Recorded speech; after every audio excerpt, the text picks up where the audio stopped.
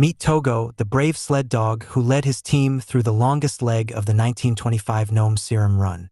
Most people think of Balto as the heroic dog who saved the town of Nome, Alaska, from an outbreak of diphtheria in 1925. But Togo the Siberian husky was the head of the sled dog team that ran 260 miles in frigid blizzard conditions to help deliver the antitoxin.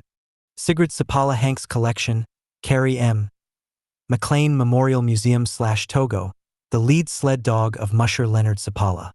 In January 1925, Nome, Alaska was stricken with a serious outbreak of diphtheria, but due to the town's remote location and the harsh winter conditions, it seemed unlikely that anyone could get an antitoxin there in time to prevent a deadly epidemic.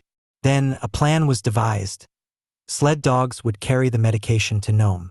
Known as the Nome Serum Run or the Great Race of Mercy, the relay involved 20 mushers and 150 dogs who transported the diphtheria antitoxin. Although Balto is often recognized as the hero of the run, Togo the dog actually led the longest and most dangerous leg of the race.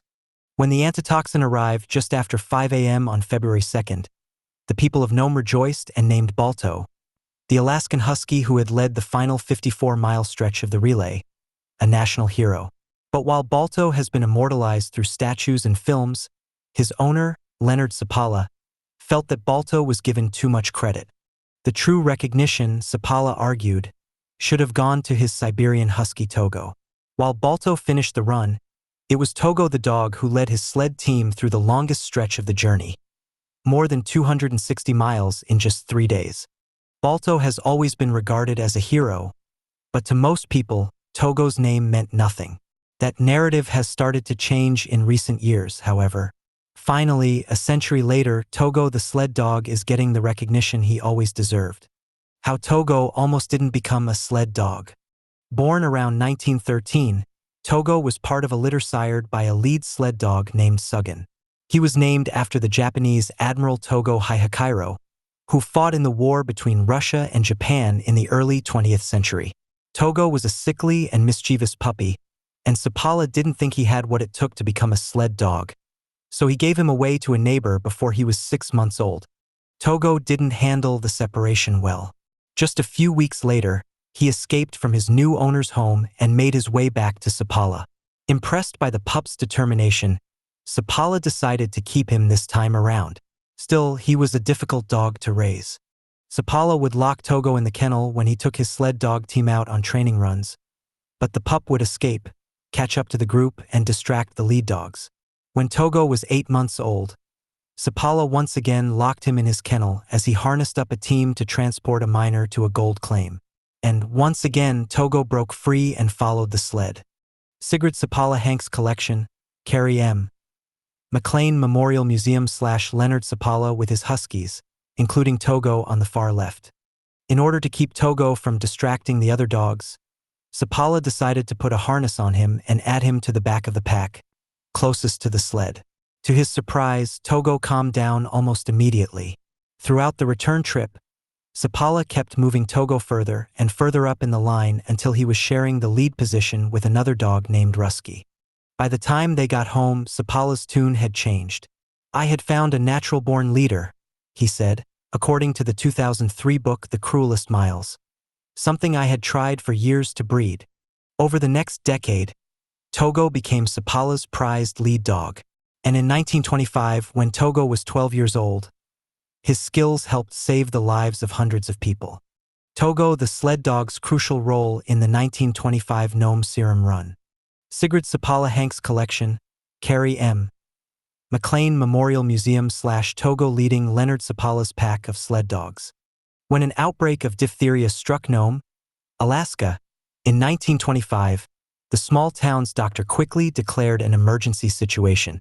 The antitoxin at the hospital was expired, and the extra stock he'd ordered hadn't arrived before the port shut down for the winter.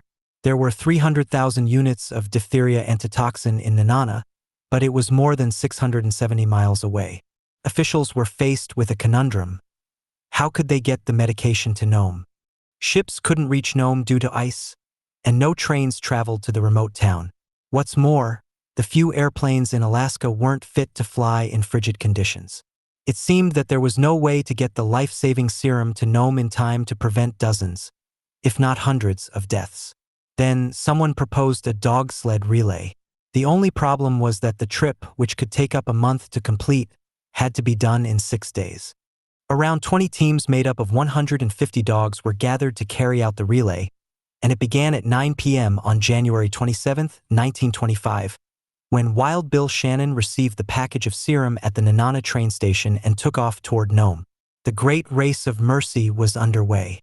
Over the next 4 days, 17 other teams carried the package an average of 30 miles each. But the Serum was still more than 150 miles from Nome, and time was running out. On January 31st, Leonard Sapala and his team, which was headed by Togo the dog, received the package near Shaktoolik, Alaska. Sapala had already traveled 170 miles from Nome to pick up the Serum, and he immediately turned around to begin the perilous journey back. Temperatures reached -30 degrees Fahrenheit, and a blizzard had blown in that was causing near whiteout conditions. The team had 91 miles to travel to the next handoff point, and Togo got everyone there safely. Public domain/Balto, the sled dog that led the last leg of the Nome Serum run, with musher Gunnar Kazan. Sapala gave the Serum to the next musher, Charlie Olson, who then passed it off to Gunnar Kazan 25 miles later. Kazan's sled dog team was led by Balto, another one of Sapala's dogs.